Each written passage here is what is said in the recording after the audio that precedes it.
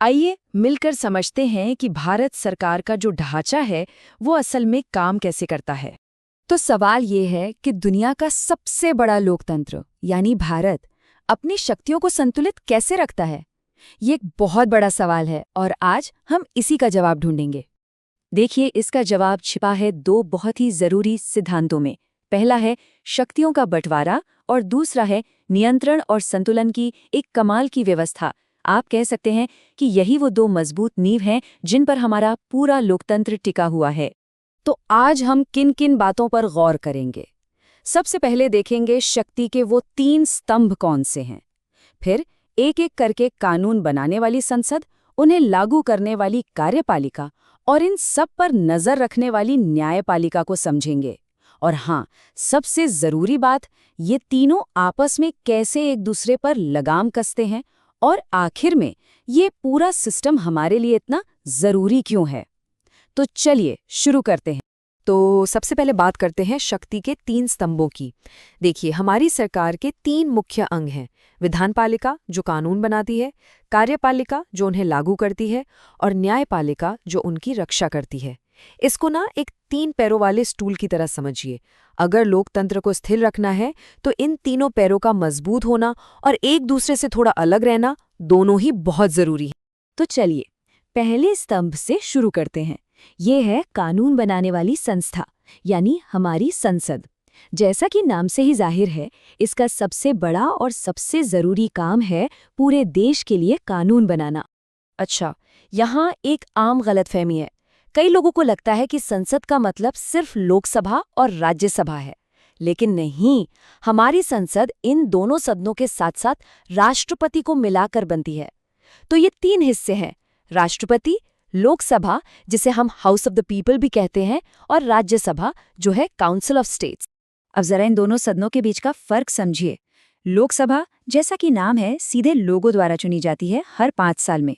वहीं राज्यसभा एक permanent house है, ये कभी भंग नहीं होती और ये राज्यों का प्रतिनिधित्व करती है।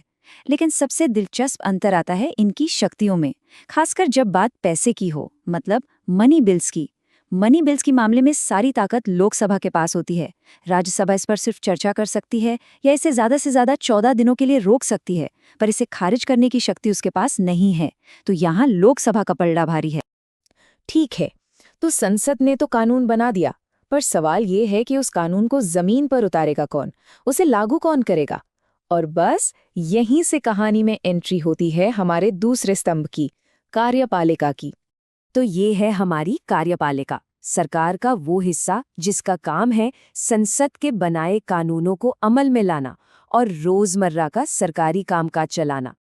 अब यहाँ भारत की व्यवस्था बहुत दिलचस्प हो जाती है।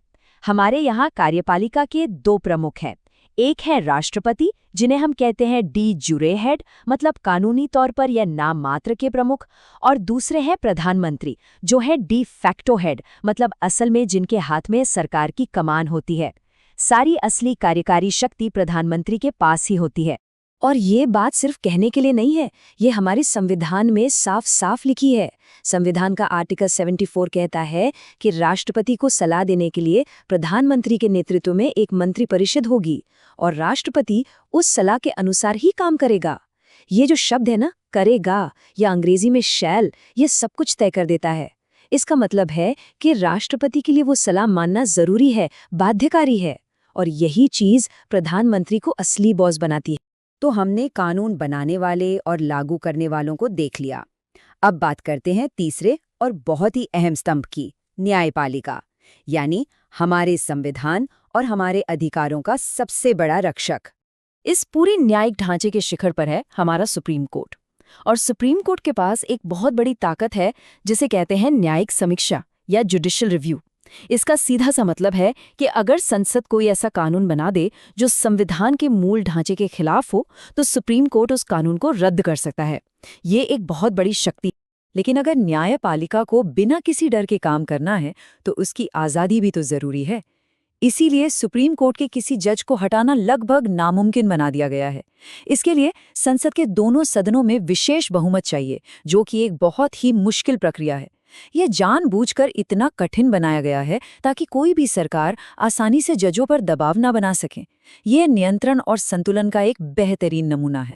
तो अब तक हमने तीनों स्तंभों को अलग अलग समझ लिया। अब आता है सबसे मजेदार हिस्सा। ये तीनों मिलकर एक दूसरे की ताकत पर लगाम कैसे लगाते हैं? इसी को कहते हैं चेक्स एंड बैलेंसेस का खेल। चलिए कुछ उदाहरणों से समझते हैं।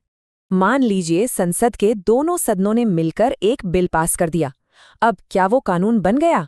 नहीं, वो बिल जाएगा राष्ट्रपति के पास और राष्ट्रपति चाहें तो अपनी वीटो पावर का इस्तेमाल करके उसे रोक सकते हैं।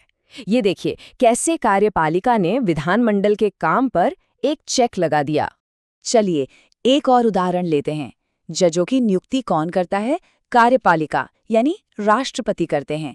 तो यहाँ कार्यपालिका का पड़रा भारी लगा। लेकिन उन जजों को हटाने की ताकत किसके पास है?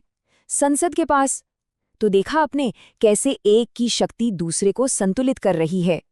ये एक बेहतरीन डिजाइन है जो ये पक्का करता है कि कोई भी एक अंग इतना ताकतवर ना हो जाए कि वो निरंकुश हो जाए। हर कोई एक दूसरे के प्रति जवाबदेह है। और मजे की बात यह है कि लगभग ऐसा ही सिस्टम हमारे राज्यों में भी है। जैसे केंद्र में राष्ट्रपति और प्रधानमंत्री हैं, वैसे ही राज्यों में राज्यपाल और मुख्यमंत्री होते हैं।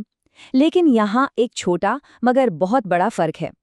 केंद्र में राष्ट्रपति के लिए मंत्रिपरिषद की सलाह मानना जरूरी है, पर राज्यों में राज्यपाल के पास कुछ विवेकाधीन शक्तियां होती हैं। मतलब कुछ खास मामलों में वो मुख्यमंत्री की सलाह के बिना भी फैसला ले सकते हैं। तो इन सब बातों का मतलब क्या है? ये पूरा सिस्टम इतना जरूरी क्यों है? क्योंकि यही वो नींव है जिस पर हमारे लोकतंत्र की पूरी इमारत टिकी हुई है। अगर इसे आसान भाषा में समझें तो ये पूरा डिजाइन सिर्फ एक चीज पक्की करता है कि ताकत किसी एक व्यक्ति या एक संस्था के हाथ में केंद्रित न हो जाए।